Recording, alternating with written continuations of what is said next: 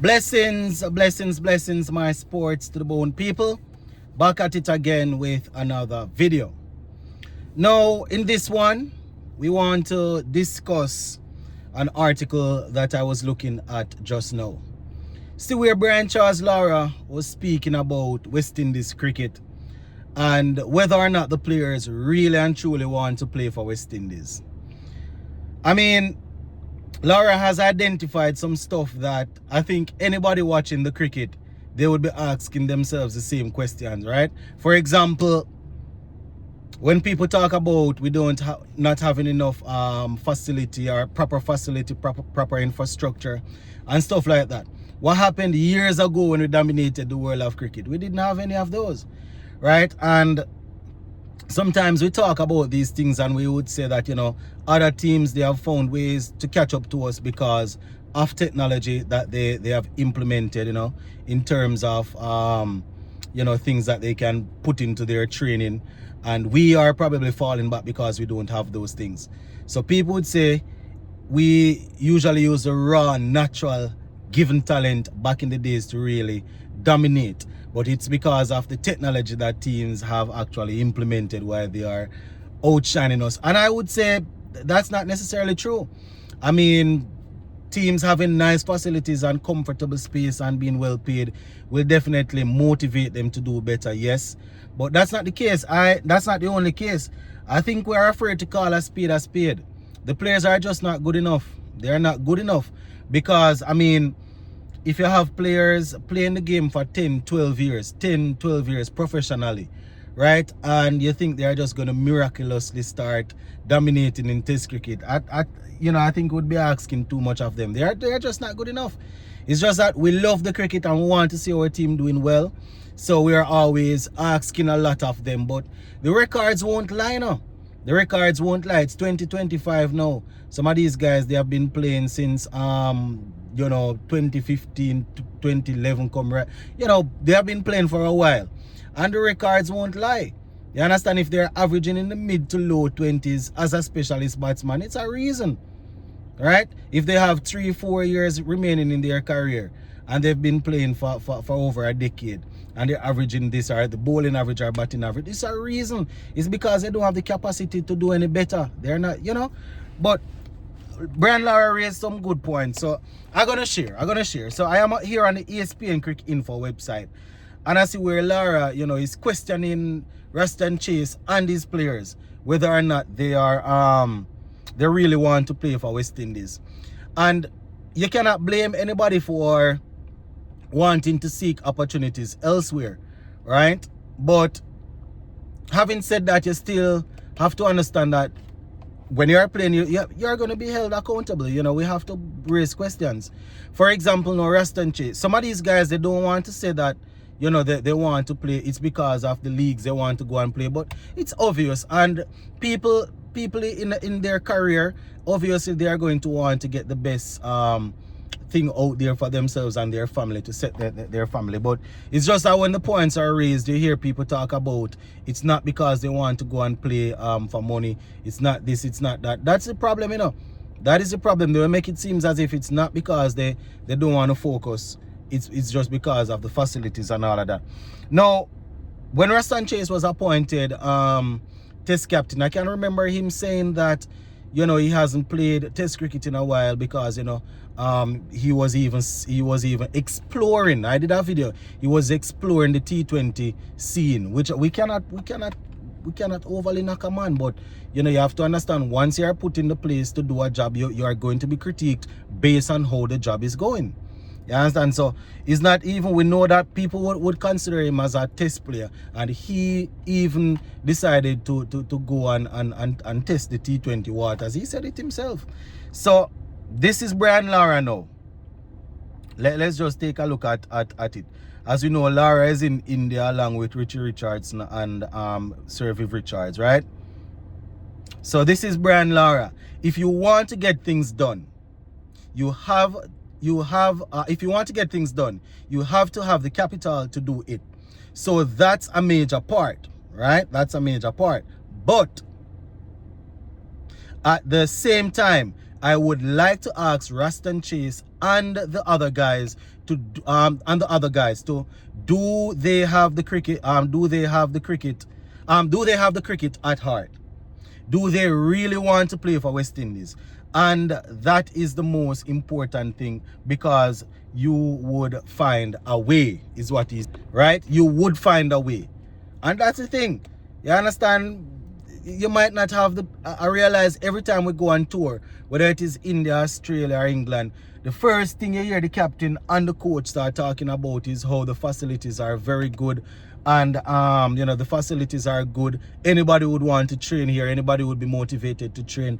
And I mean, it's not. You can't really blame a man for wanting good things, to do it to help him do his job better. But at the same time, you have to make do with what you have. And as Lara rightfully said, years ago when we dominated the scene, other teams, they had better facilities and had better things than us. You understand?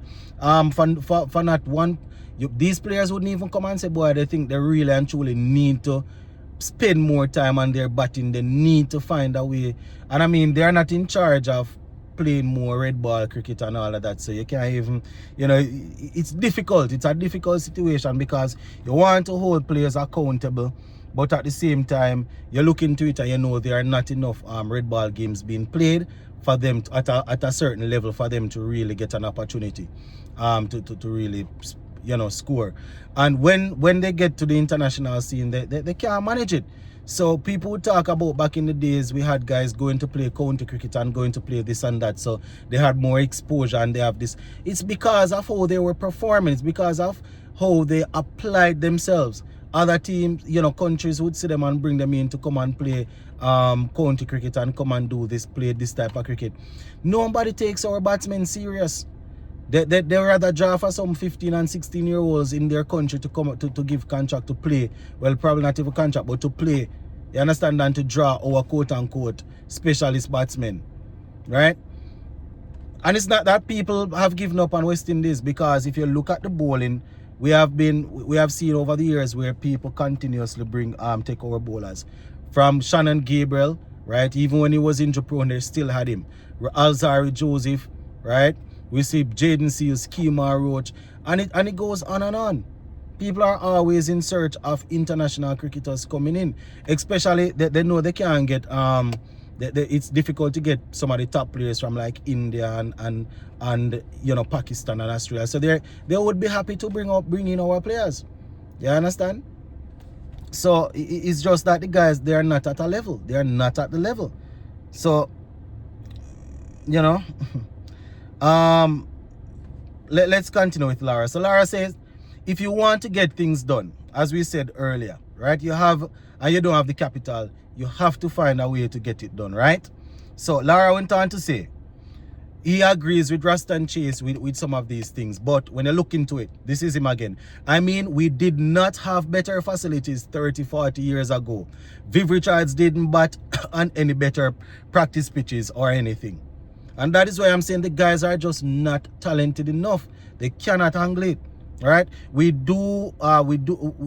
had to do the same thing, the same grind, but the passion was different. The passion to play for West Indies was different. So I urge the young players to realize that this is a wonderful opportunity, and I am almost sure that every single one of their parents would have had in the back of their mind their son playing for West Indies, right? Their son doing well for West Indies, because it meant a lot back in those days.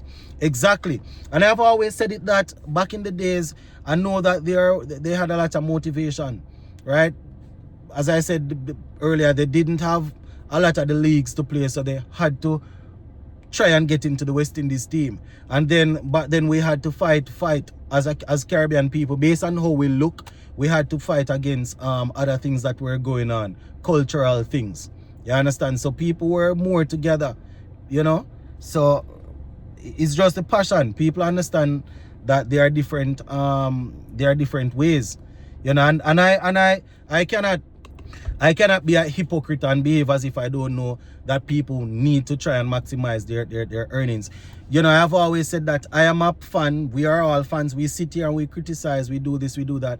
But it's a job for them. You know, they are representing us, so obviously they need to do it well, or else they're going to get stick. But I cannot be a hypocrite. I understand people wanting to maximize their earning potential. You understand? My thing, I am in the same situation. I was a teacher in Jamaica. Jamaica's teaching system isn't the best in the world.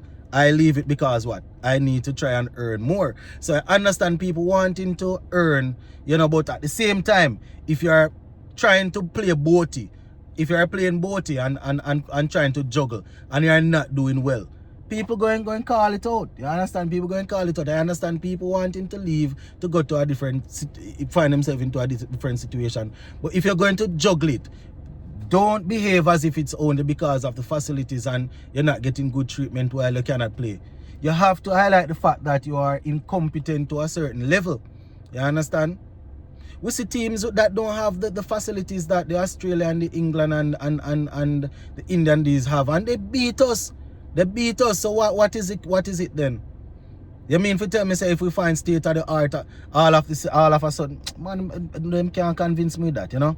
So Lara went on to say, so I agree with Chase on the struggles in terms of finances, but I still believe there is an onus on each young player to create that love and desire to play for West Indies.